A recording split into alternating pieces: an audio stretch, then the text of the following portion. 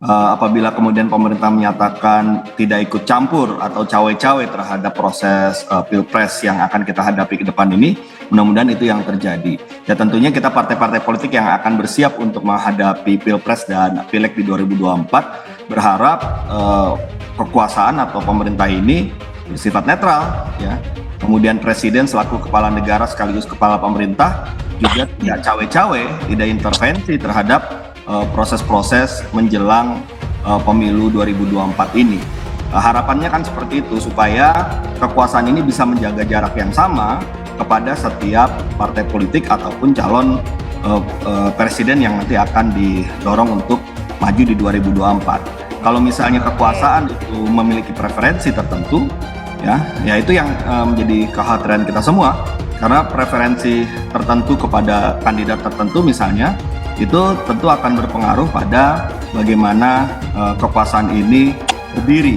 Ya tentunya ketika kita melakukan pertemuan antara para petinggi partai, ada Mas AHY di situ, ada Sekjen Demokrat, ada Presiden PKS dengan sekjennya dan para petingginya, kita menceritakan pengalaman masing-masing apa yang dialami selama ini dalam proses pengusungan terhadap Pak Anies Baswedan, ya.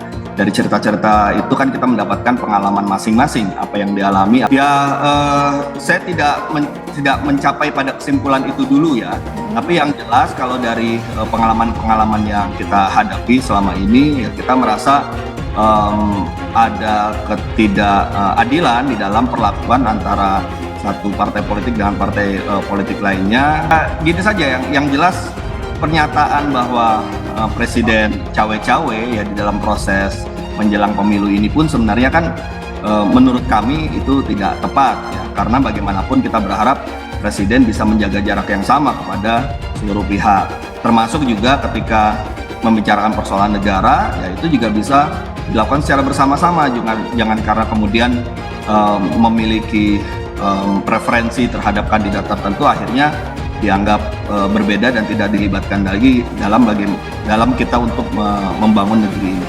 Nah, jadi yang paling penting adalah ya bagaimana kemudian etika politik ini dijalankan. Kemarin konteksnya lebih pada supaya masyarakat tahu bahwa memang ada upaya-upaya yang cenderung tidak fair gitu, dan itu bukan satu-satunya cara, tapi rangkaian peristiwa yang saya kira publik sudah tahu juga, banyak yang menulis, banyak yang membicarakan diri, dan benar sekali kalau dikatakan bergantian artinya lebih dari satu, itu benar sekali.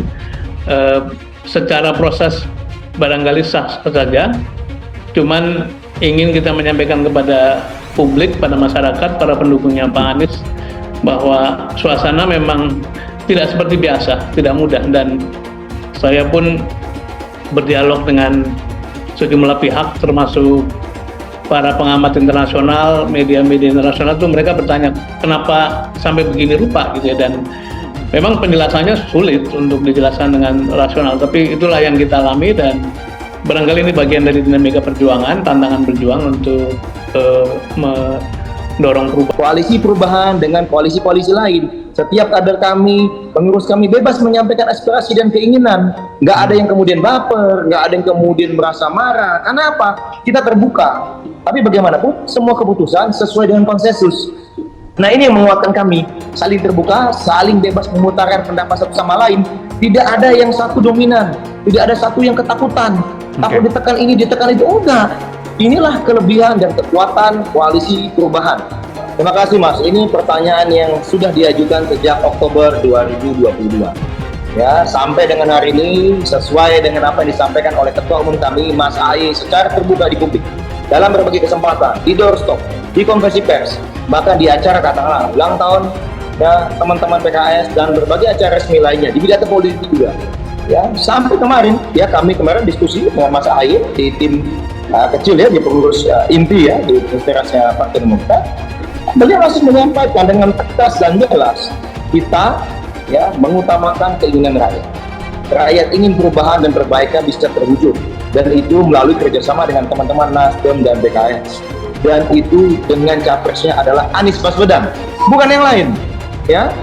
Dan kami menyerahkan sepenuhnya kepada Mas Anies Baswedan untuk bisa memilih siapa wakil presidennya dan membentuk pasangan calon yang bisa ya, memenangkan Pilpres 2024 sesuai dengan 5 kriteria.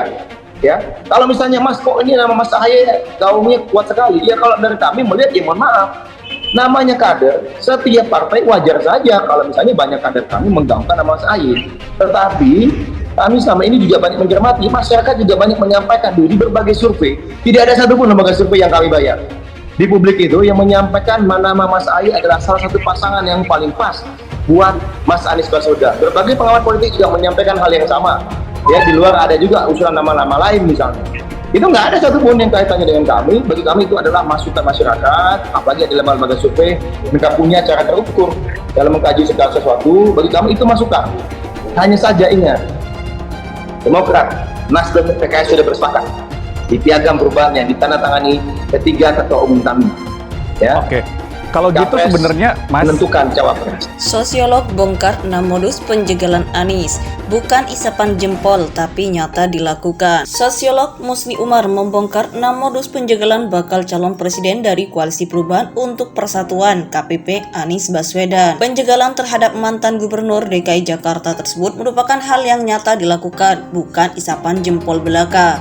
Penjagalan Anies bukan isapan jempol, tapi nyata dilakukan secara langsung atau tidak langsung dengan 6 modus, ujar Musni dikutip Suara Liberté dari akun Twitter _Musni Umar pada Kamis 15 Juni 2023. Adapun cara yang pertama yaitu dengan menyebar spanduk dengan isu negatif untuk menjelekkan Anies di daerah yang dikunjungi. Cara yang kedua yaitu dengan menyerang Anies melalui media sosial. Sebar spanduk dengan isu sangat negatif untuk menjelekkan Anies di setiap daerah yang dikunjungi. Serang Anies secara masif di media sosial dengan isu yang amat tidak beretika karena tidak pernah dilakukan, ujar Musni. Cara yang ketiga yaitu merayu dan diduga menekan 3 partai politik koalisi pengusung Anies untuk berhenti mendukung mantan Menteri Pendidikan itu. Lanjutnya, cara yang keempat yaitu melalui pengajuan peninjauan kembali PK atas kepengurusan Partai Demokrat ke Mahkamah Agung MA.